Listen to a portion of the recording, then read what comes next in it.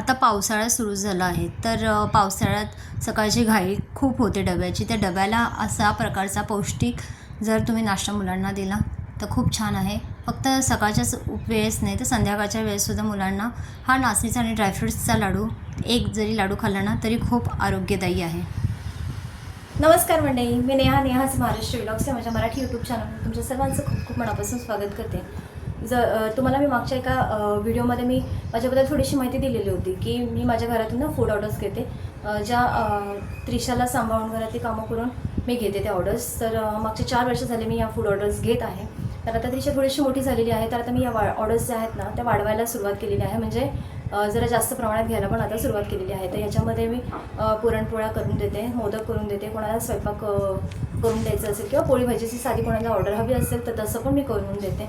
फक्त मला थोडंसं पोळी भाजीसाठी थोडंसं आधी सांगावं लागतं. आणि जर तुमच्या कुठल्या फंक्शन्सच्या ऑर्डर्स असतील घरातल्या कार्यक्रमांच्या स्वयंपाकाच्या, तर त्या मला 1 ते 2 दिवस आधी सांगावं लागतं, कारण त्याप्रमाणे मला सगळी कामं मॅनेज करून ती ऑर्डर कंप्लीट करावी लागते. तर अशा प्रकारे या छोट्या मोठ्या ऑर्डर्स मी घरातून घेते. सोबतच ना माझ्या लाडूच्या ऑर्डर्स आहेत ना या मी 4 वर्ष झाले मी चालू केलेल्या आहेत.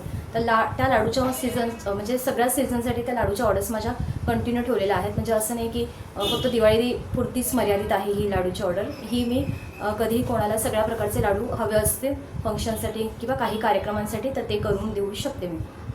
तुम्हालासुद्धा जर अशा काही ऑर्डर्स द्यायच्या असतील तर मी माझा नंबर कॅप्शनमध्ये ॲड करते. त्या नंबरवर तुम्ही मला कॉन्टॅक्ट करू शकता. मी राहायला कोथरूडला आहे, पुण्यामध्ये. तर जवळपासच्या लोकांना मी असंचरित्या ही ऑर्डर अवेलेबल करून देऊ शकते. तसंच लांबच्या काही ऑर्डर्स असतील तर ते पोर्टल थ्रू बुक केल्या जातील. तर आता आपण ना जास्त वेळ घेणार नाही आहोत, आपण रेसिपीला आता सुरुवात करूयात. चला तर मग मी सर्व साहित्य ते काढून ठेवलेलं आहे, आपण बघूयात. तर आता एक जाडबुडाची कढई घेतलेली आहे, त्याच्यात मी मखाणे घेतलेले आहेत. मखाणे हे 80 ग्रॅम मखाणे आहेत जवळपास. तर वाटीनेचं प्रमाण म्हणाल तर वाटी अख्खी भरून 2 वाट्या अशा मखाणे आहेत. मखाणे चांगले कुरकुरीत होईपर्यंत आपल्याला भाजून घ्यायचे, त्यानंतर एका परातीत काढून घ्यायचे आहेत. इथे काजू बदाम सगळे घेतलेले ड्रायफ्रुट्स, मगज बी आणि सूर्यफुला बिया आहेत 30 ग्रॅम प्रत्येकी. पिस्ता 40 ग्रॅम घेतलेला आहे. सुकं खोबरी 1 अख्खी वाटी घेतलेला आहे. मेथीदाणे 2 चमचे. त्यानंतर नाचणीचं पीठ घेतलेलं आहे 2 वाट्या. ह्या ज्या वाटीचं सुकं खोबरं घेतलं आहे त्याच वाटीच्या प्रमाणात 2 वाटी नाचणीचं पीठ घेतलेलं आहे मी. आणि त्याच 2 वाटी गूळ घेतलेला आहे. तर हा चिरून किंवा बारीक किसलेला गूळ असेल तरी चालणार आहे. तर सुका मेवामध्ये मी इथे काजू आणि बदाम 120 ग्रॅम प्रत्येकी घेतलेले आहेत, कारण ज्यांची ही ऑर्डर होती त्यांनी मला सांगितलं होतं की ड्रायफ्रूट जास्त टाका. तर इथे तूप पण घेतलेलं आहे, साजूक तूप जवळपास 1 किलो तूप मी इथे घेतलेलं आहे. तर आता मखाणे चांगले कुरकुरीत भाजून झालेले आहेत आपल्याला. तर आता आपण मेथीदाणे आहेत ते 1 मिनिटभर भाजून घेणार आहोत. जस्ट एक थोडासा कढईचा ताव आपल्याला मारून घ्यायचा आहे. मेथीदाणे साईडला काढून झाल्यानंतर त्याच कढईमध्ये सुकं खोबरं पण चांगलं मंद आचेवर भाजून घ्यायचं आपल्याला, थोडंसं त्याचा कलर चेंज होईपर्यंत. मग त्यानंतर आता आपल्याला त्याच कढईमध्ये ड्रायफ्रुट्स भाजून घेणार आहेत. तर आता मी इथे जवळपास 2 चमचे साजूक तूप घातलेलं आहे. आता 2 चमचे तूप घातल्यानंतर ड्रायफ्रुट्स आपण इथे ॲड करणार आहोत. काजू बदाम, मगजबी, सूर्यफूल बिया आणि पिस्ता असे प्रमाणे. तर अशा प्रकारे आपण आता हे ड्रायफ्रूट्ससुद्धा भाजून घेऊयात चांगल्या प्रकारे. आणि चांगले खरपूस भाजून झाल्यानंतर आता आपल्याला हे बाजूला काढून ठेवायचं आहे सगळं मिश्रण. तर एका परातीमध्ये आपण ना हे मिश्रण थोडंसं कोमट व्हायला ठेवूयात. आणि त्याच कढईमध्ये ना जवळपास 4 चमचे मी तूप घेतलेलं आहे, साजूक तूप. आता आपण नाचणीचं पीठ ना चांगलं मंद गॅसवर चांगलं खरपूस होईपर्यंत आपण भाजून घेऊ, जेणेकरून नाचणीच्या पिठाचा कच्चेपणा लाडू खाताना कुठेही लागता कामा नये.